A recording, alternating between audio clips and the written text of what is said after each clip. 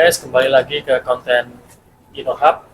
Hari ini kita akan membahas tentang topik makroekonomi bersama Prof. Yulita Susanti. Dan saya Pustiko dari InnoHub, dan Saya Chesa dari InnoHub. kami di sini akan menjawab pertanyaan dari kalian, dari para audiens, mungkin yang dari anak-anak muda yang ingin jadi pengusaha setelah lulus maupun yang ingin jadi profesional yang sukses di dunia kerja. Karena pertanyaannya kita untuk mewakili para pemirsa ini, pertanyaan pertama dari saya itu, apa tantangan terbesar yang sedang dihadapi ekonomi Indonesia saat ini? Karena audiens di sini pasti harus tahu dulu kan, gimana ekonomi Indonesia sekarang dan biar dia pilih karir apa.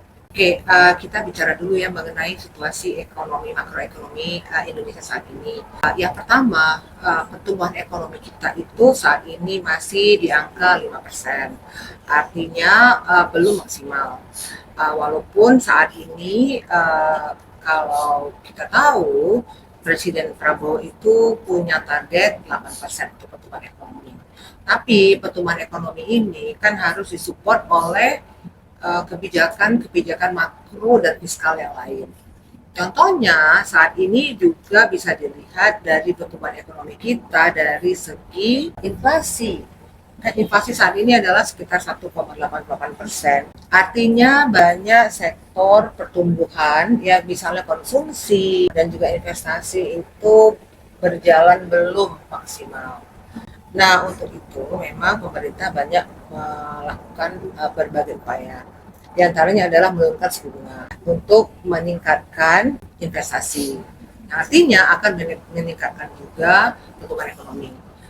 Nah, memang kalau dilihat dari situasi yang terjadi sekarang, banyak perusahaan melakukan efisiensi. Kemarin kita juga sempat diskusi efisiensi pengurangan tenaga kerja. Nah, ini memang akan berpengaruh kepada teman-teman yang ingin bekerja di perusahaan ya, atau di perusahaan ya, mungkin bukan di pemerintahan. Jadi persaingan akan semakin ketat. Jadi kita harus mengupayakan sekarang untuk teman-teman yang ingin bekerja dulu ini ya, bukan yang ingin membuka bisnis ya, yang ingin bekerja, harus ada sesuatu yang bisa menjadikan teman-teman itu berbeda dengan yang lain. Misalnya punya sertifikasi, ya, kemudian punya kemampuan IT yang bagus, punya kemampuan bahasa Inggris yang bagus. Karena sekarang rata-rata semua perusahaan itu interviewnya banyak menggunakan bahasa Inggris. Nah, jadi dengan situasi ekonomi persaingan akan semakin tinggi. Jadi perlu mempersiapkan diri ya, untuk bersaing untuk mendapatkan pekerjaan sesuai dengan kemampuan, sesuai dengan kualifikasi. Baik Bu, Ya. jadi mengenai situasi ekonomi Indonesia saat ini, jadi menurut pandangan Ibu Ya. untuk saat ini, itu sektor industri apa saja sih Bu yang lagi tren saat ini, dan bagaimana para pengusaha ataupun para pencari kerja, para anak muda yang mau merintis jalur profesional memanfaatkan kondisi tren industri saat ini? Oke, baik. Tren industri saat ini mungkin masih ke arah seperti misalnya informatika, arah ke arah AI yang sekarang sedang booming ya.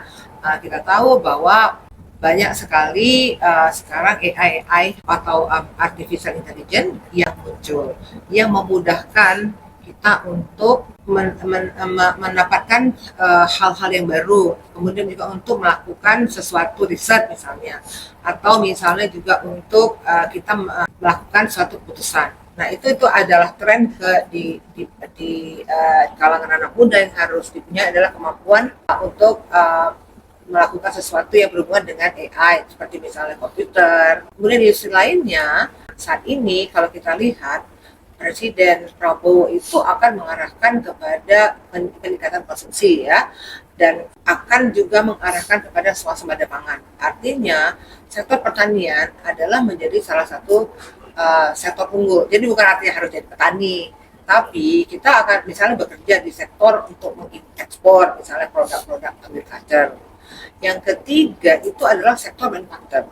Ya, walaupun kita belum secanggih mungkin seperti Cina dan seperti mungkin Jepang atau Korea, tapi sektor manufaktur itu sudah mulai tumbuh di Indonesia. Ya, otomotif misalnya, ya, kemudian sektor juga mesin-mesin untuk pertanian misalnya itu juga sudah diproduksi dalam negeri. Nah, selain itu juga ada misalnya industri seperti menjadi konsultan.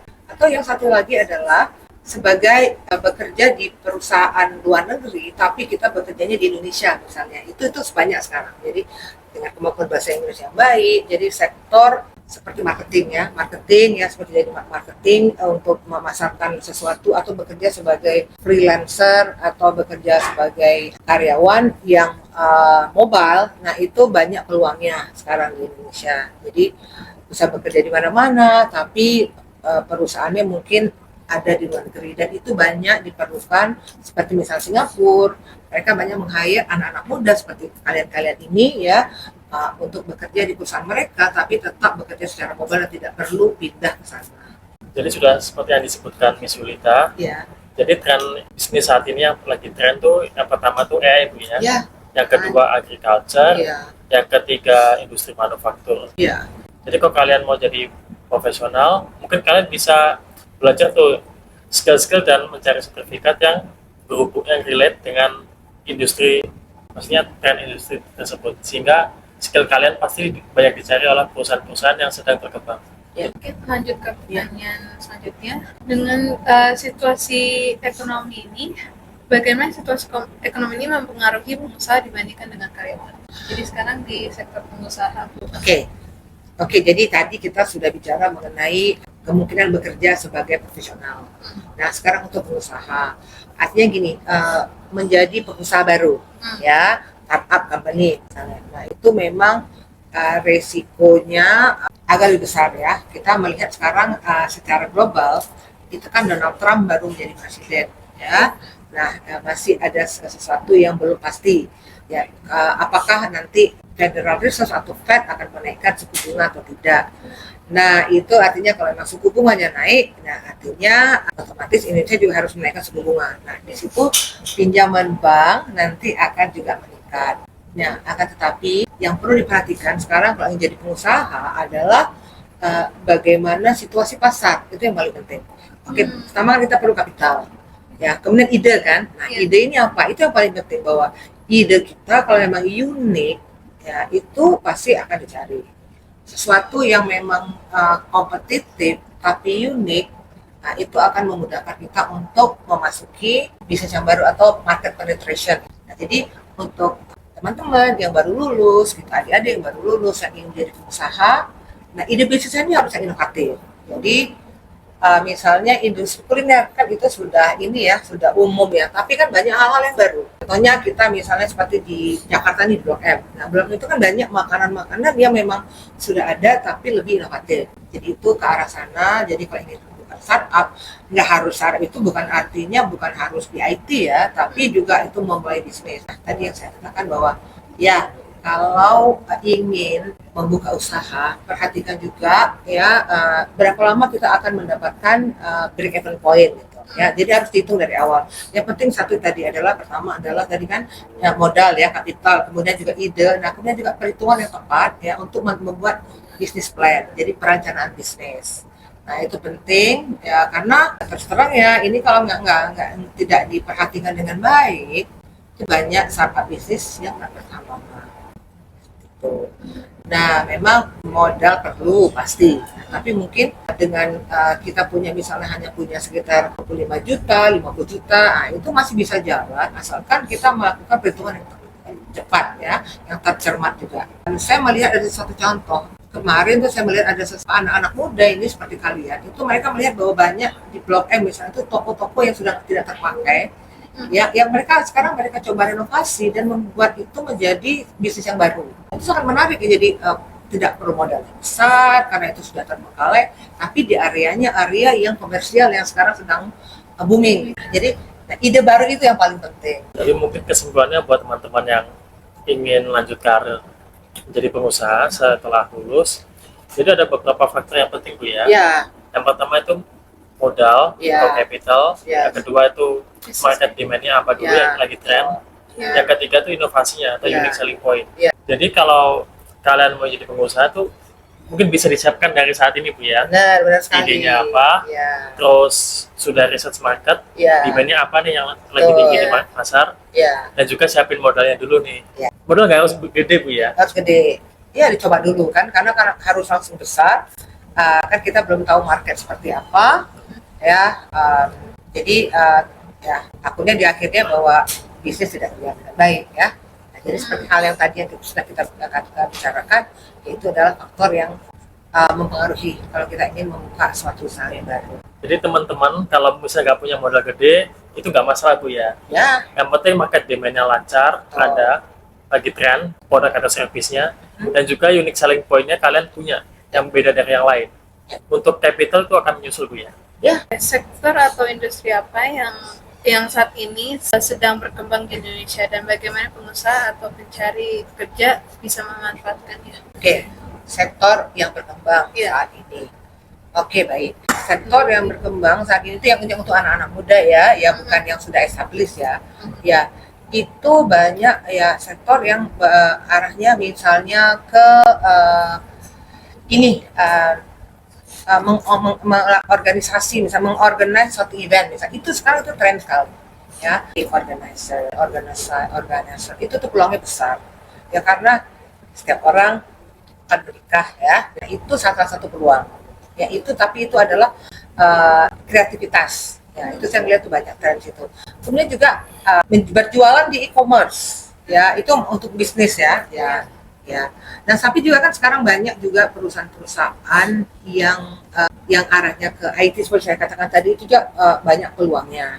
Kemudian juga industri garment itu juga banyak peluangnya. Indonesia adalah salah satu negara eksportir garment ya, terutama baju muslim itu yang terbesar di dunia. Jadi industri itu juga memerlukan banyak creativity yang diperlukan. Misalnya membuat desain pakaian ya.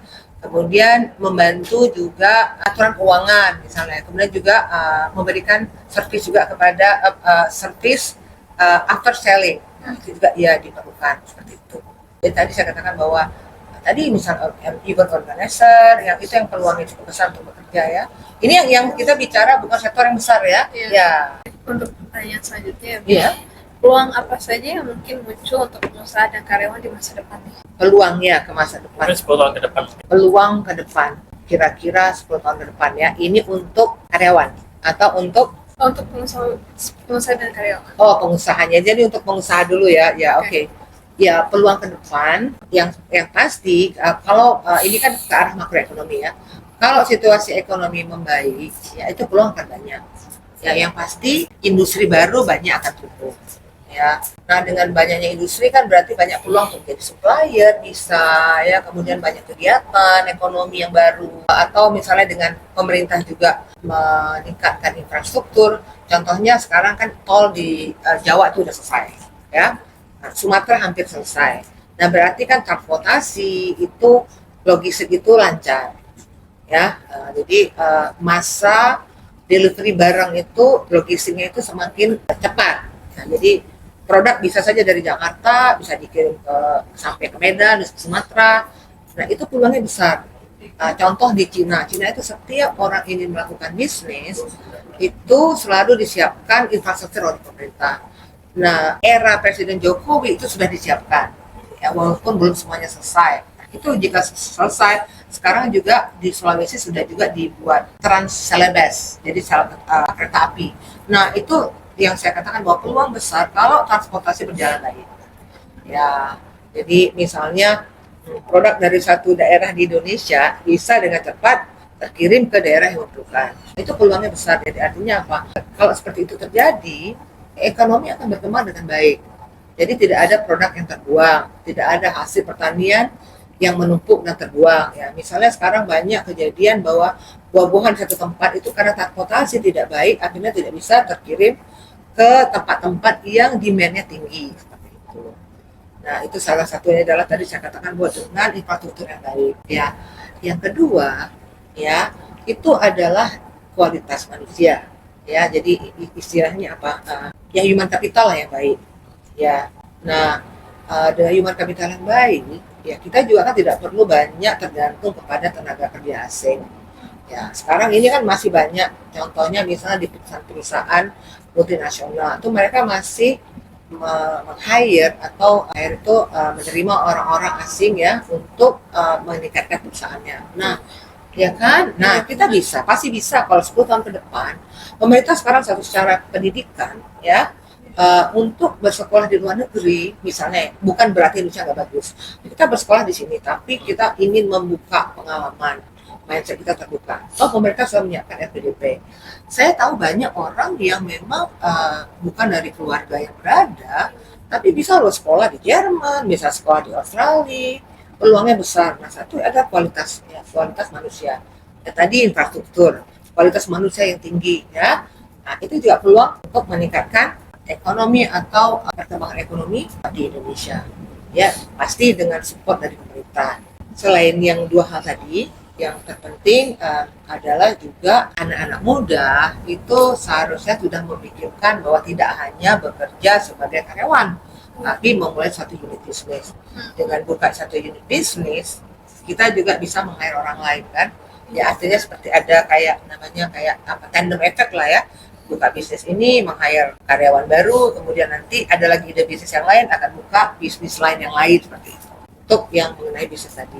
Jadi teman-teman, untuk pulang bisnis 10 tahun ke depan, jadi kita bisa baca dari program pemerintah Bu ya. Betul.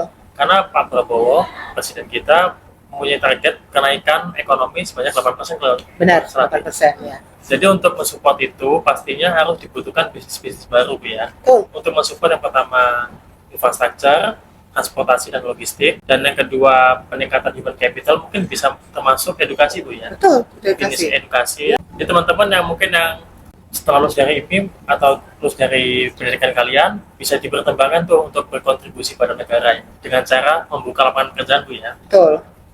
untuk memajukan negara ini.